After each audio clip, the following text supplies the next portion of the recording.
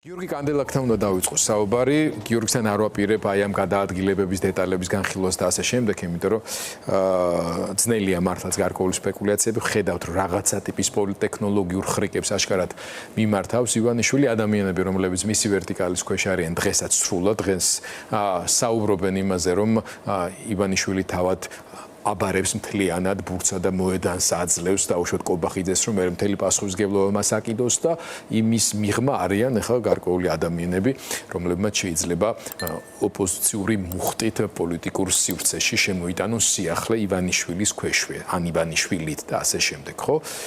მსგავსი მცდელობები ადრეც გვინახავს და ასე შემდეგ, მაგრამ ახლა მართლა კრიტიკული სიტუაცია იქნება, იმიტომ რომ თვითონ საკადრო პოლიტიკის დონეზეც კი სუსი ოხანაშვილის ხელში, შინაგან საქმეთა სამინისტრო დინარაძის ხელში, ივანიშვილის ვერტიკალშიც კი რთულად წარმოსადგენის შედეგების მომტანი იქნება. აი ეს ფაცი-ფუცი შემთხვევით არ არის ატეხილი, ამიტომ გიორგი, შენ ამ შემთხვევაში როგორც სოვლაბის დამფუძნებელს არ გესაუბრები, როგორც ხო, ნუ პოლიტიკის მცოდნეს, პარლამენტის ყოფილ წევრს და ამაზეც მოგვიწევს საუბარი, იმიტომ რომ კომისიაზე ჩემი არ იყო, შენ ხარ ასე თქო გამოძახებული ეგრეთ წოდებულ კომისიაზე, არა იმისთვის მიდიხარ თუ არა, რომ ავხსნათ ფორმალურად თითქოს რა საბაბზე აპირებენ საუბარს, რომ ხალხს მივცეთ ინფორმაცია კიდევ ერთხელ, აი ამ ცნობილ რეზოლუციასთან, მის შინაარსთან და მნიშვნელობასთან დაკავშირებით, ხო? დავიწყოთ უფრო დიდი სურათის შეფასებით, რომელიც საქართველოსთან მიმართებაში არის. ბევრი მსხვილი და დიდი ცვლილება მოხდა დაწყებული სახელმწიფო დეპარტამენტის განცხადებით, რაც გადამწყვეტ და მნიშვნელოვანი იყო, ასევე ევროპის ტერიტორიაზე, შეგვიძლია ვთქვათ, რომ სამი ყველაზე მსხვილი მთავარი სახელმწიფოს არათუ ინტერესების თანხმდრით, არამედ პოლიტიკური გარკვეულობის შემოტანით მერცი უკვე კანცლერია ფაქტობრივად და გერმანიის დამოკიდებულებაც უკვე ცნობილი არის მოქმედი რეჟიმის მიმართ. დავიწყოთ დიდი სურათით. მოგესალმებით, დიდი სურათი ძალიან მნიშვნელოვანია, რომ არ დავკარგოთ ფოკუსი, უკვე ამდენი ხანია გრძელდება პროტესტი და ხანდახან, რა თქმა უნდა, ბუნებრივია, რომ გამოფიტვა, გადაღლა და რეჟიმსაც ეს უნდა, რომ დავკარგოთ ფოკუსი და დავკარგოთ აღქმა იმისა, თუ სად ვართ ახლა დროსა და სივრცეში. სინამდვილეში დროსა და სივრცეში ვართ ისეთ მომენტში, ისეთ ადგილას, ისეთ კონტექსტში, როცა წნეხი რეჟიმზე მაინც იზრდება. სინამდვილეში ეს ფაცი-ფუცი არის და უნდა დავინახოთ როგორც რაღაც სისუსტის, მე ესე ვიტყოდი, სისუსტის გამოხატულება. ამ ხრივ გარდამტეხი მომენტი იყო 2 კვირის წინ, როცა გაკეთდა სახელმწიფო დეპარტამენტის პირველი ოფიციალური კომენტარი, რატომაც ჩაიკარგა ჩვენს ყოველდღიურობაში ეს კომენტარი. ეს კომენტარი იყო გარდამტეხი, იმიტომ რომ მან, ასე ვთქვათ, წერტილი დაუსვა და დაგვანახა, რომ კრახი განიცადა რეჟიმის მიერ ჩადებულმა უზარმაზარმა გრძელვადიანმა ინვესტიციამ, აი მითოლოგიის შექმნაში, რომ თითქოს არსებობს რაღაც აფილიაცია ამერიკის ახალ ადმინისტრაციასა და რეჟიმს შორის, რომ რაღაცნაირად აი გათვალა ივანიშვილმა გათვალა და განჭურიტა და რაღაც მხარდაჭერის იმიტაციის შექმნას ცდილობდნენ ტრამპის ადმინისტრაციის მხრიდან და სახელმწიფო დეპარტამენტის ოფიციალურმა კომენტარმა ყოველგვარი კითხვის ნიშნები მოხსნა ამასთან დაკავშირებით და ეს მითოლოგია დაინგრა. ასე რომ ამ კომენტარმა აჩვენა თუ რაოდენ ღრმა და ჩაბეტონებული და ჩაქვესკნელებული არის რეჟიმის საერთაშორისო იზოლაცია და ეხლა უნდა ავხსნათ რა მნიშვნელობა აქვს ამას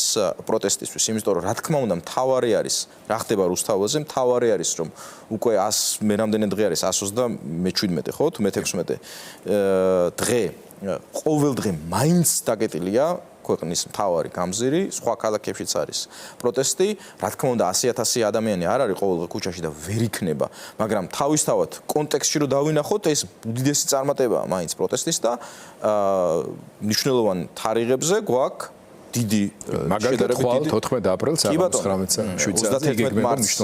31 მარტს იყო შესანიშნავი ძალიან მნიშვნელოვანი თარიღზე შესანიშნავი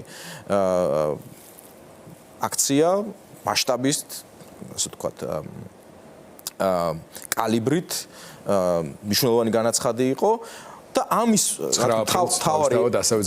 თავარი არის ეს, მაგრამ ეს უნდა განვიხილოთ პაკეტში, ერთობლიობაში იმასთან, რომ საგარეო ასპარეზეც ეს წნეხი იზრდება, რა თქმა უნდა რეჟიმი ცდილობს რაღაცა ასე ვთქვათ იმიტირებას იმისა რომ მას ეს არ აღელვებს, მაგრამ ისე გაფაციცებით რეაგირებენ ყველაფერზე.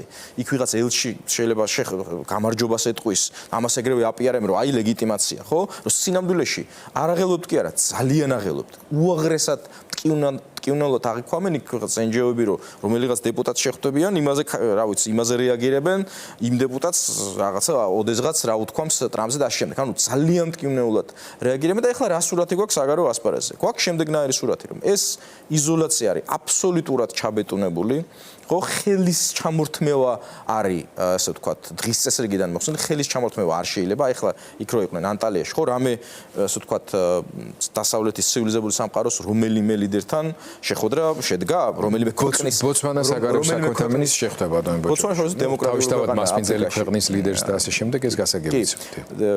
კაი ქვეყანა ბოტსვანა. რომელიმე ცივილიზებული ქვეყნის წარმომადგენელთან ოფიციალურ პირთან შეხვედრა შედგა? არა. გვაქვს ეხლა მივიდეთ სანქციების თემასთან. შეერთებული შტატების სანქციები არის ძალაში. არავინ არ აპირებს მათ არათუ გადახედვა საერთოდ ეს დღის წესრიგში ეს საკითხი არ დგას, როგორც აღნიშნა სახელმწიფო დეპარტამენტმა და ელჩმა დანიგანმა, რომ შეერთებულ შტატებმა წაუყენა პირობების ჩამონათვალი, რომელიც უნდა შეასრულოს საქართველოს იმისათვის, რომ საუბარი დაიწყოს. ეს არის მათი ფორმულირება. ანუ საუბარიც არ არსებობს შესაბამისად. აი ეს გამომდინარეობს უბრალოდ განცხადებაში, საათშორის განცხადებაში აღნიშნული იყო, რომ საქართველოს რომ გადადგას სერიოზული ნაბიჯებიო. რაც ნიშნავს იმას, რომ ის ნაბიჯები რაც აქამდე გადადგმულა, არასერიოზულია. ეს ფრიადულ სერიოზულობაო მათი კი, სერიოზული ნაბიჯებიო. ხო, ანუ არასერიოზულობაზე ის რო არის, ასე ვთქვათ, არასერიოზულობაზე საუბარი რო არის, ეს დიქოტომიასავით არის, ეს უკვე ძალიან უჩვეულოა აი ამ სამყაროში, ასე ვთქვათ, ძალიან ხისტი მიდგომა არის, შეერთებული შტატების სანქციები ძალაში არის. შემდეგ გვაქვს, რა თქმა უნდა, დიდი ბრიტანეთის სანქციების უკვე 3 პაკეტი და ქვეყნის გენერალურ პროკურორს რო ანგარიშს უხურავენ ბანკები, ხო? ეს იყო ძალიან დიდი მნიშვნელობის პრეცედენტი, იმიტომ რომ ყველა ახლა ვიღაც განყოფილების უფროსმა და რეჟიმის სხვა მსახურებმა, რომელსაც ტვინს ურეცხავენ და აბოლებენ, ასე ვთქვათ, რომ აი ასე მყარად დგას რეჟიმი, უცებ აღმოჩნდა, რომ ქვეყნის გენერალურ პროკურორს აი ანგარიში ქონდა და აღარა აქვს. იმიტომ რომ დიდი ბრიტანეთის მთავრობამ გადაწყვიტა, რომ ადამიანის უფლებების დარღვევის გამო და იმ მიზეზების გამო, რაც ჩამოთვლილია ბრიტანეთის საგარეო საქმეთა მინისტრის განცხადებაში, ის დაასანქცია. რომ ისინი ფარველობენ ფაქტობრივად დანაშაულს ხელს აფარებენ, არ იძლიებენ და ასე შემდეგ. ამან ყველას დაანახა, რომ ეს დიდი ბრიტანეთი აი ადრე შეიძლება ამბობდნენ, რომ აი დიდი ბრიტანეთი ბრიტანეთშია, შორს არის, მაგრამ სინამდვილეში აღმოჩნდა, რომ აქ არის და ხელი შეგვიძლია დავადოთ აი შედეგს თუ რას ნიშნავს და რაოდენ სერიოზულია ეს ნაბიჯები. ხო და ის თუ ესე დოზირებულად რო ხდება ბრიტანეთის სანქციების შემოღება, გვაფიქრებინებს, რომ საერთოდ არ არის გამორიცხული, მომავალშიც მოხდეს, ხო? და ეს წნეხი კიდე უფრო გაიზარდოს. ხა რაც შეეხება ევროკავშირს, გვაქვს შემდეგი მოცემულობა, რომ მართალია მათმა მეგობარმა ორბანმა, ასე ვთქვათ, მისი ძალისხმევით ევროპულმა საბჭომ ევროკავშირის დონეზე ფინანსური სანქციების შემოღება ჯერ ვერ მოხერხდა, მაგრამ ამაზეც ვიტყვი ორ სიტყვას, მაგრამ გვაქვს ესე იგი სხვადასხვა წევრი სახელმწიფოების მხრიდან შემოღებული, ესე იგი სავიზო შავისია, ასე ვთქვათ, სავიზო კი არა, ესე იგი ევროკავშირის ტერიტორიაზე, უბრალოდ მათ ტერიტორიაზე, მოცემული ქვეყნის ტერიტორიაზე შესვლის აკრძალვა. აქ აქტიურობენ ყველაზე მეტად ჩვენი ყველაზე ესე ვთქვათ დიდი ტრადიციული მეგობრები, საქართველოს ხმალამოღებული დამცველები, ბალტიის ქვეყნები, ლიტვა, ლატვია, ესტონეთი, სხვა ქვეყნებაც შემოიღეს პაკეტები, ვაიმარის სამკუთხედი, გერმანიის მთავრობამ სულ ბოლოს და ამას ცოტა აგდებულად უყურებდნენ რეჟიმის წარმომადგენლები, რომ ეხლა რა დიდი ამბავი ესტონეთში ვერ ჩავალ. მაგრამ მე აღმოჩნდა, რომ თურმე ესტონეთის შავისია, თლათ ესტონეთის შავისიას კი არ ნიშნავს. ეს სინამდვილეში ნიშნავს, რომ ძალიან მაღალია ალბათობა იმისა, რომ საბერძნეთის სიტყვაზე ვერ შევლენ, ან ზაფხულში, ან იტალიაში, ან ასე შემდეგ, იმიტომ რომ თუ ბერძენი მესაზღვრე სიტყვაზე უყურებს მის კომპიუტერში, რომ აი მოვიდა პიროვნება და იგი არის შავსია შეყვანილი ევროკავშირის წევრი 2 ან 3 სახელმწიფოს მიერ, ხო? უდიდესია ალბათობა, რომ ეს ამ პიროვნებას პირობითი ბერძენი მესაზღვრე, ან პორტუგალიელი მესაზღვრე, ვინც გნებავთ, ეჭვის თვალით მაინც შეხედავს, არ შეუშვებს. ანუ სინამდვილეში ესტონეთის შავი სია ნიშნავს შენგენის შავსიას, ხო? ეხლა რაც შეეხება თვითონ ევროკავშირის ფინანსურ სანქციების პერსპექტივას არ მინდა მოვლენებს წინ გაუსწრო და ასე ვთქვათ ვიჩქარო, მაგრამ ამასაც მე ვფიქრობ, რომ ფრთხილი ოპტიმიზმით უნდა შევხედოთ, რადგან ჯერ ერთი რომ ორბანის პოზიცია არის მკვეთრად დასუსტებული მიზეზთა გამო, წელი თემა არის რატო, მაგრამ ორბანი არის თვითონ უნგრეთის შიგნით ძალიან დასუსტებული, ვიდრე თუნდაც არ ვიცი 6 თვის წინ და გარდა ამისა უნდა აღვნიშნოთ, რომ გერმანიის ახალი მთავრობის კოალიციურ შეთანხმებაში, რომელსაც ჯერ არც დაუწყია, ხო, ფრიდრიხ მერცი არც არის კანცლერი, 7 მაისს, როგორც ვიცი, 7 მაისს დაიწყებს უფლებამოსილების შესრულებას, აირჩევენ მას. კოალიციურ შეთანხმებაში წერია საქართველო. საქართველოს აი მოვლენებზე ძალიან ადეკვატური ჩანაწერი არის. ჩვენი ქვეყნის ინტერესების შესაბამისი ჩანაწერი არის, რაც ნიშნავს იმას, რომ საქართველო არის გერმანიის, ესე იგი ევროკავშირის მთავარი სახელმწიფოს მთავრობის საგარეო პოლიტიკურ დღის წესრიგში. ეს არის ძალიან მნიშვნელოვანი მოვლენა და ძალიან დიდი ოპტიმიზმით უნდა შევხედოთ ამას და გავაცნობიეროთ ჩვენი პასუხისმგებლობა. ასევე კიდევ ერთხელ, არაფერი ეს არ იქნებოდა რომ არა პროტესტი, არაფერი ეს არ იქნებოდა რომ არა ის შეუპოვრობა, რომელსაც იჩენს ჩვენი საზოგადოება და რა თქმა უნდა ის გაუტეხლობა, რომელსაც იჩენენ ჩვენი გმირები, რეჟიმის პატიმრები, მძევლები, რომლებიც სხვა შორის დღეს წიგნის ბაზრობაზე ვიყავი და ძალიან შთამაგონებელი და ამაღელვებელი იყო სინდისის პატიმრებმა, ასე ვთქვათ, დაწერეს სხვადასხვა წიგნებზე რეცენზიები, წერილები გამოაგზავნეს ციხიდან სხვადასხვა წიგნების შესახებ, კონკრეტული წიგნების შესახებ. ჩვენ წიგზეც იყო ისაუბარი, ძალიან ამაღელვებელი იყო. გიორგი, მინდა მოვასწროთ საუბარი კიდევ ერთ მნიშვნელოვან თემაზე, პირადად გაქვს პერსონალურად მნიშვნელოვანი წვლილი შეტანილი თავის დროზე ევროპის საბჭოს საპარლამენტო ასამბლეის დელეგაციის წევრს ომის შემდგომ პირველი რეზოლუციის მიღებაში, რომელიც აღმოჩნდა საფუძემდებლო, ასე ვთქვათ, დასაყრდენი დოკუმენტი, რომლიდან გამომდინარე შემდეგ უკვე ევროპულმა სახელმწიფოებმა, მისმა სასამართლო მართლმსაჯულების ინსტიტუტებმა და ასე შემდეგ მიიღეს ის გადაწყვეტილებები, შეიქმნა ის დინამიკა, რომლის საბოლოო შედეგიც იყო რუსეთის, როგორც აგრესორი მხარის, როგორც ეთნიკური წმენდის საქართველოში გამტარებელი ქვეყნის, ასე ვთქვათ, სტატუსის მიცემა და სასამართლო გადაწყვეტილებებიც. პროპაგანდა წლების განმავლობაში უტიფრად თესავს გარკვეულ ტყუილებს. ამის ბოლო მაგალითი იყო კობახიძის გუშინწიდელი განცხადება იმავე ანტალიიდან, როდესაც შეაქო თეა წულუკიანი გმირების სახელთან ასეთი უხეში შეხების გამო და აქვე მოაყოლა ისიც, რომ ხო რო ეგრე არისო რა, ხო მოსემლობა ხო ესეთი არისო, რომ ომი დაიწყო სააკაშვილმაო და ესო მერე თვითონ ხელს მოაწერეს რეზოლუციას და აღიარესო.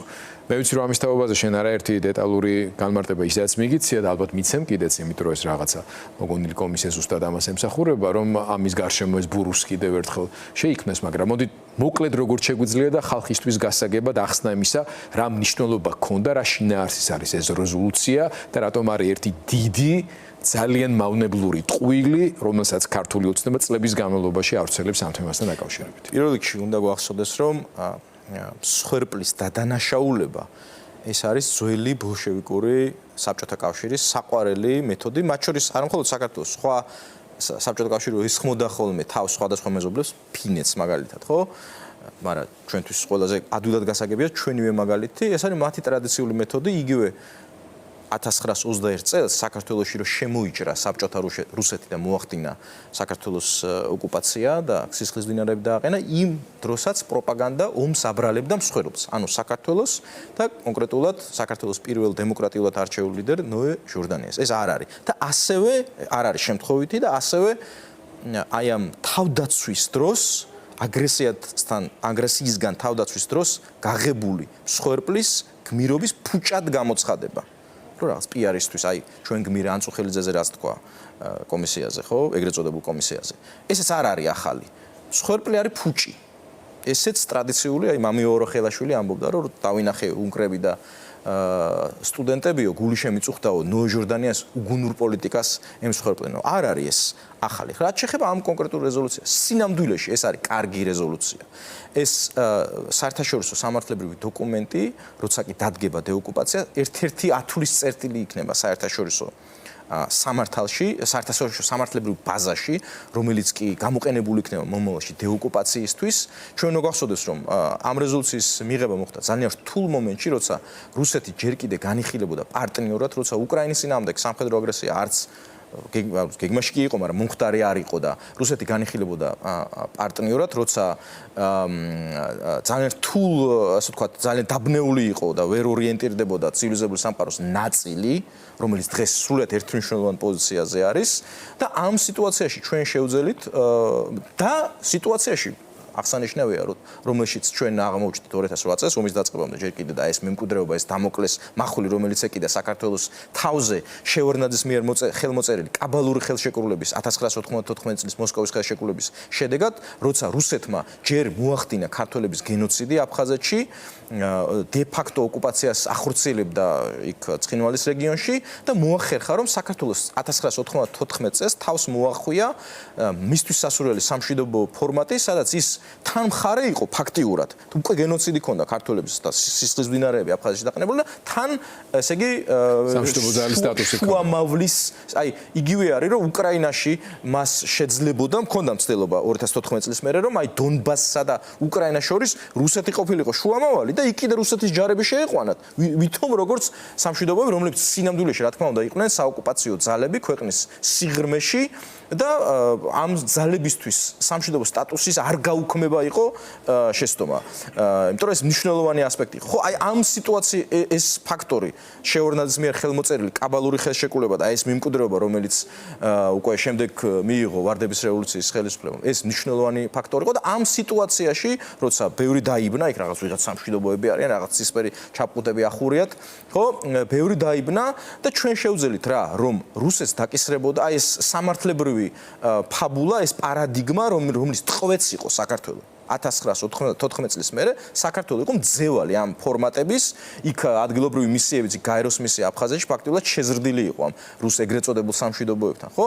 და ჩვენმა დელეგაციამ ამ რთულ ვითარებაში შეძლო ის, რომ ეს სამართლებრივი პარადიგმა დაინგრა მთლიანად და ეს ესე იგი რუსეთი გახდა მხარე, რუსეთი გახდა ერთადერთი პასუხისმგებელი, გამოცხადა ოკუპანტად ეს სამშვიდობო სტატუსი აორთქლდა, გამოცხადა ოკუპანტად, რუსეთი გამოცხადა პასუხისმგებლად, ესე იგი, ეთნიკურ წმენდაზე, ანუ ქართველების გამოყრაზე ორივე რეგიონიდან და გამოცხადა პასუხისმგებლად, რომ ამ ეთნიკურ წმენდის, ესე იგი, დევნილთა დაბრუნებაზე თან ძალიან მნიშვნელოვანი ეს აღარავის ახსოვს, რომ რუსეთი გამოცხადა პასუხისმგებლად მათ შორის 90-იან წლებში განხორციელებულ ეთნიკურ წმენდაზე, რომ ამ რეზოლუციით ცივილიზებულმა სამყაროს მნიშვნელოვან ინსტიტუტმა თქვა, რომ აი მაშინ რომ ვამბობდით, რომ იქ შუამავალი იყო, ეს შეცდომა იყო. არანაირი შუამავალი 93 წელს, 94 წელს რუსეთი არ ყოფილა და მაშინაც, ესე იგი, პასუხისმგებელი ეთნიკურ წმენდაზე იყო რუსეთი.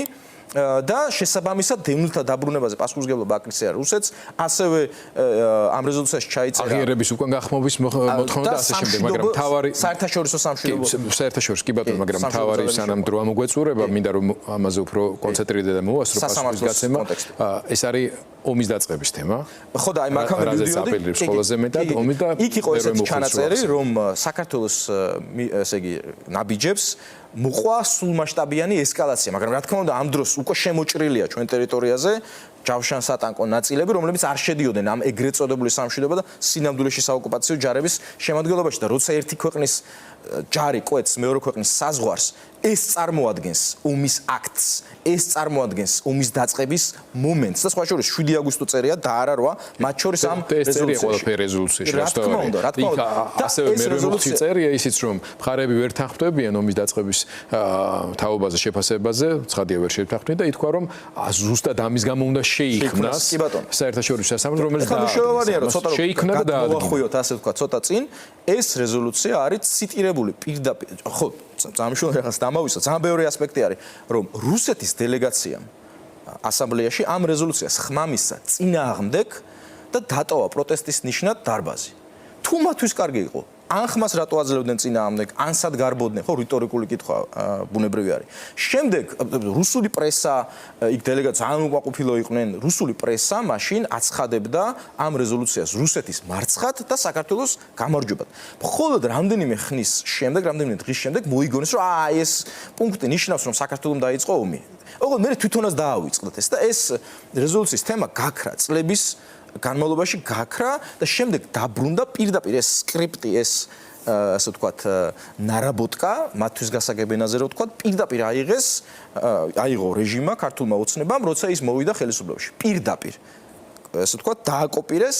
შემდეგ და რაც ძალიან საინტერესოა და ამასაც მომავალში მოეფინება ნათელი და ბოლოს ერთი მნიშვნელოვანი ჯერერთი ასე იგი სასამართლოს რაც შეეხება რეზოლუცია არის საფუძველი არამხოლოდ შემდგომი რეზოლუციების, არამხოლოდ ძალიან ბევრი სხვა საერთაშორისო სამართლებრივი დოკუმენტის, რომელთაც აშენდა დეოკუპაციისთვის აუცილებელი საერთაშორისო სამართლებრივი ბაზა და მათ შორის ერთ-ერთი ესეთი საკვანძო გადაწყვეტილება არის ევროპის ადამიანის უფლებათა სასამართლოს გადაწყვეტილება საქართველოს რუსეთის სახელმწიფოთა შორის სარჩელზე ომის შესახებ დიდი პალატის გადაწყვეტილება, სადაც მტკიცებულებებში პირდაპირ არის ციტირებული რეზოლუცია. ხო და თუ ამდენად მნიშვნელოვანია და ასეთი, ასე ვთქვათ, და თუ რუსეთი უყურებდა საკუთარ მარცხად, აი ამისთვის ხმის არ მიცემა იქნებოდა ღალატი. შემდეგ 2013 წელს მაგალითად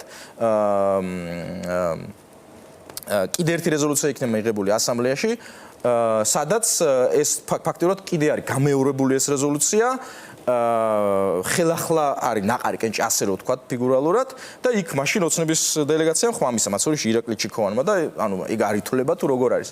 ასე რომ ეგ სხვა შორს საინტერესო დეტალია, რომელიც არავის აღარ გახსენებია. კი, ბევრი სხვა დეტალია. დრო გვეწურება, თუმცა ამ თემაზე მოგვიწევს როგორც ჩანს კიდევ არაერთხელ საუბარი.